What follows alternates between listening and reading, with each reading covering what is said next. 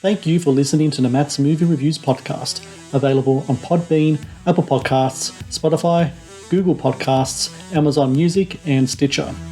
Also, please follow Matt's Movie Reviews on Facebook, YouTube, LinkedIn, Reddit, Instagram, and MeWe. And of course, be sure to visit mattsmoviereviews.net for the latest reviews, top 10 lists, and more. Now, on to the show.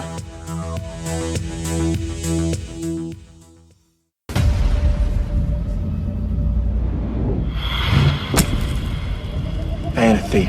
Me neither.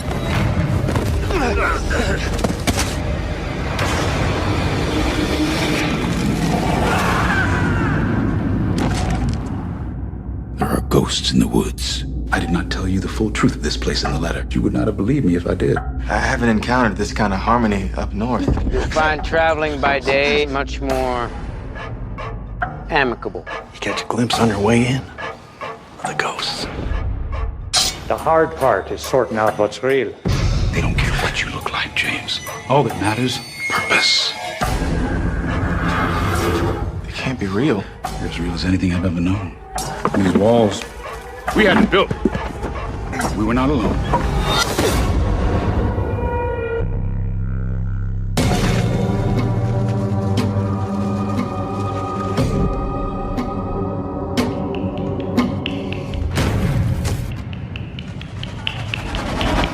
Stop. Why don't you leave? You're not safe. Not really. I saw one.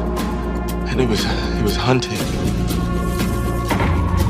Treat these ghosts like they're some kind of religion.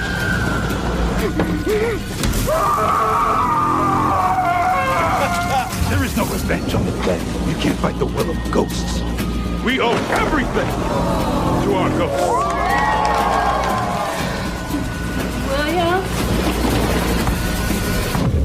All it takes for that seed to grow is time. Time is all there is out here. Hello and welcome to the Matt's Movie Reviews podcast. I am your host, Matthew Pejkovic, and this is episode number 403. Releasing February 3rd across the US in select theaters on demand and digital is Ghosts of the Ozarks, a horror mystery western that stars Thomas Hobson as a doctor summoned to a remote town in Ozarks, only to find that this newfound utopia holds deadly secrets. A southern ghost story filled with twists and compelling performances.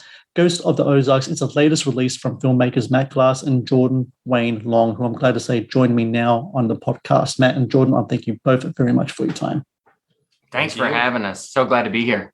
Absolutely. It's really interesting just reading up about this movie. Back in 2016, you guys kind of like a concept short for this feature that we see today. I was really curious. 2016 is a long time, between the feature and the short. From that time with the short film to the commencement of filming of this movie that we're talking about today, Jordan, were there any type of tinkering with the screenplay and the film's ideas, or were the concepts and characters very much the same as when we both began? Completely different, Matt. It was Matt and I wrote the proof of concept that we shot, and it was about lore in the Ozark Mountains where I'm from. And we got Tara Perry attached to the project, and she brought Tommy Hobson along. And when we shot that short film and that proof of concept, we knew we wanted to do something in this world, and we wanted it to be with those two characters, which wasn't what we'd previously done. And so we took those characters in 2016 and rebuilt the feature. And in about 4 months, in about 2017, we started working on the first draft, editing it. So yeah, that's how it came about. So you have people it's in the cast and in the short that's in the feature as well. Thomas Hobson is the lead actor here. He plays the role of James McCune, the doctor, the feature player of the movie. Matt, when having Thomas Hobson just delivers such an interesting performance, his character is just so sensitive. There's kind of like a jittery, kind of nervous energy about him. How did you know of Thomas from beforehand? I mean, he was in your short. Is that someone that you've worked with before with your production company? How did you come across him, and how did you know he was the man for the played role of Dr. McCune? I do think Tara introduced us to him for the role in a short film, and that was the first time we worked with him, right? I think. Yeah. Other than that weird broke music video. Yep. And so that was the first time we ever saw what he was capable of. And we also knew that, like, for example, he said he could ride a horse, and I don't think he'd ever ridden one, but it hit how fast he learned it and how committed he was to learning how to ride a horse for the role, and like all the things he was willing to do for the short. We're like, oh, this guy will like do what it takes to do a role. And so we worked with him a bunch of times since then. In 12-Hour Shift, which we produced, he came on board and did a role for that. And then we worked him a lot on the script for Ghost of the Ozarks beforehand. We're doing scenes and like talking about that like nervousness, that jitteriness. Like Tommy's like a really confident, like a lot of eye contact guy, and we were just like we want to channel that part of you that's like shy and like nervous and like has something to hide, and he like did it so well that he did such an amazing. It was insane. And Matt, I'm sure you agree, like looking at his performance in the short film and the feature, you can see how much work he put in and what he delivered. Like, we just love finding people that want to work and want to like be the best at their craft. And like, I just love seeing where the short film was versus the feature and just how they knocked it out of the park. It's nice when like we're running around in mud and getting covered in mosquitoes and the actors are willing to be there with us. Like, we're all on the same team working for the same goal. Yeah. It's such a nice thing to be able to do. The Matt's Movie Reviews channel is brought to you by 80s Tees. 80s Tees is an online retailer of licensed t-shirts and pop culture gear from your favorite movies, TV shows, cartoons, video games, comic books, and musicians. Celebrate your inner 80s nerd and click on the link in the show notes below to get the raddest retro t-shirts delivered to your door. The Matt's Movie Reviews channel is brought to you by Loot Crate. Founded in 2012, Loot Crate is the worldwide leader in fan subscription boxes. Loot Crate partners with industry leaders in entertainment, gaming, sports, and pop culture to deliver monthly themed crates, produce interactive experiences and digital content, and film original video productions.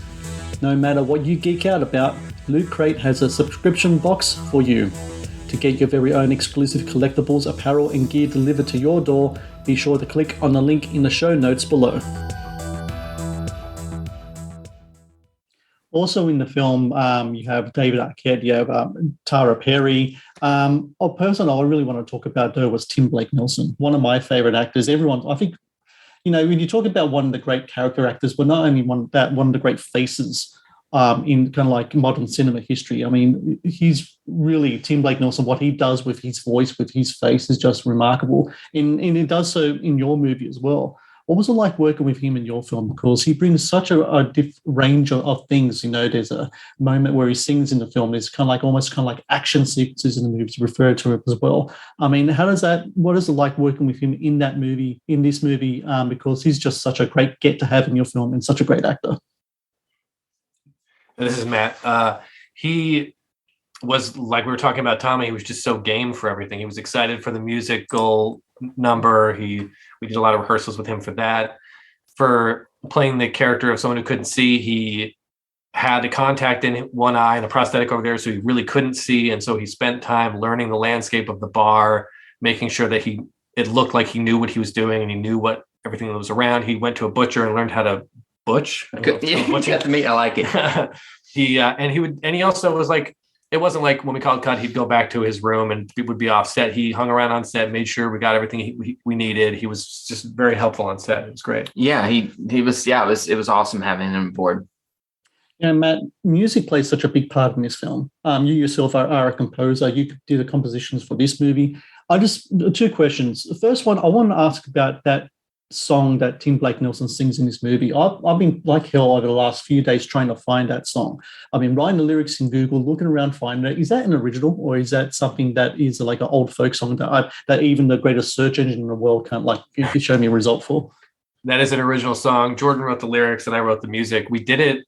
I can't remember. It was in the script. There might have been a couple in the script originally, but it was like maybe 2 weeks before we were shooting. Tim was like, hey, let me hear that song so I can start learning it. We're like, oh yeah, we'll get it to you this weekend. So I went back while Jordan was building the town and wrote out the music for it and then brought it to Jordan, and he wrote all these lyrics down that had to do with like the mythology behind the character almost. And the lyrics are almost clues to what his character's about and what's going to happen to his character and all that kind of stuff in the movie. So once we pieced those together, then we did like a demo version with Jordan singing it and gave it to Tim and Angela, and and they learned it, and it was great. We recorded it in Tim's hotel room. Yeah, and Angela Bettis, like we worked with her on 12-hour shift, and she is just as endearing as you would hope. But she did tell us, she's like, I'm not going to sing for y'all if I do Lucille. And then you showed her the thing, and she started learning piano, and she ended up learning piano, which she had never done before, and singing it for us. And she did great. And did great. We just love it.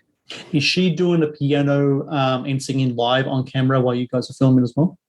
There are parts of the movie where she played it live, but the actual like recording, singing, they do sing it live for half of the song in the feature, and then it cuts to the recorded track, which I guess really matters. But yeah, the piano is pre-recorded on that one.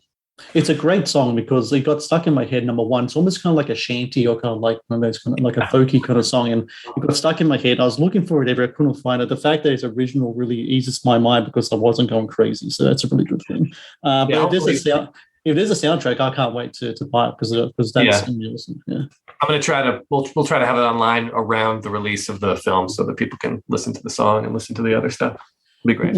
You know, Jordan, you yourself are from the Ozarks, as you said before. That region has become such a fascination for filmmakers and people in TV as well, especially the last several years. What is it about that region, your home, your homeland, that really speaks to filmmakers, storytellers, especially the last several years? I mean, it's just kind of like really boomed because, you know, you just type in Ozarks anywhere, like on, you know, wherever you're on IMDb, it's going to have a whole list of things there. I mean, it's just so fascinating to watch it kind of that land, kind of that area kind of boom over the last several years, hasn't it?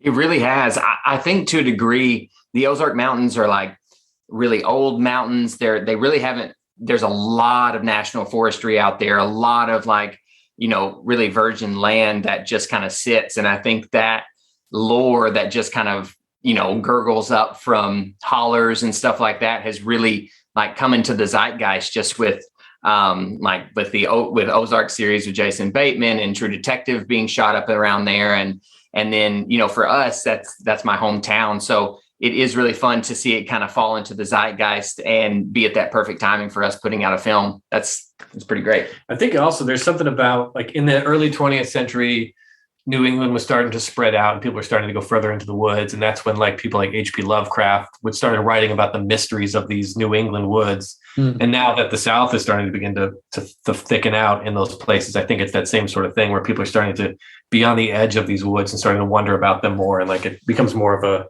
horror they can relate to. Yeah. And that fable and that lore just kind of like regurgitates from there. That's fun. I like it. So, Matt, what is the potential for sequel opportunities in regards to this story? Because not to give away too much, there is a thing at the end where possibility that the story isn't over. And I don't know about you, but if people are going to react to the film as I have, which is very positive, I really do love this film. What you guys have done with it, I would love to see the continued story just kind of evolve over time. Is there a possibility of perhaps of a sequel? Have you ever ideas of one for the future? I think Jordan already knows where he wants it to go. Before you're even done filming, I think he figured out where he wanted it to go next. So it's definitely a possibility. Yeah, absolutely. Thanks for that, Matt. No, absolutely, because, you know, it's really interesting. You get sent movies all the time. You watch films and watch a film like Ghost of the Ozarks, and it's kind of like the twists and turns in the movie and just the visual images and the music and the performances, such compelling characters, such interesting characters. And for everyone out there listening, February 3rd, select theaters across the US, on demand and digital, Ghosts of the Ozarks. I really recommend people check this film out. And I can't wait to see that music video kind of drop when the thing comes, because I think people are going to really take to it. They really are, because it is such a catchy song. It's such an interesting part of the movie. And congratulations to you guys and best of luck with the upcoming release. Thank you so much. Matt, thank you so much. It's been a pleasure. Thank you for watching the Matt's Movie Reviews channel. Please subscribe for more reviews, podcast interviews, and exclusive content. Also, if you would like to request a review and support my work, please join my Patreon via the link in the description below.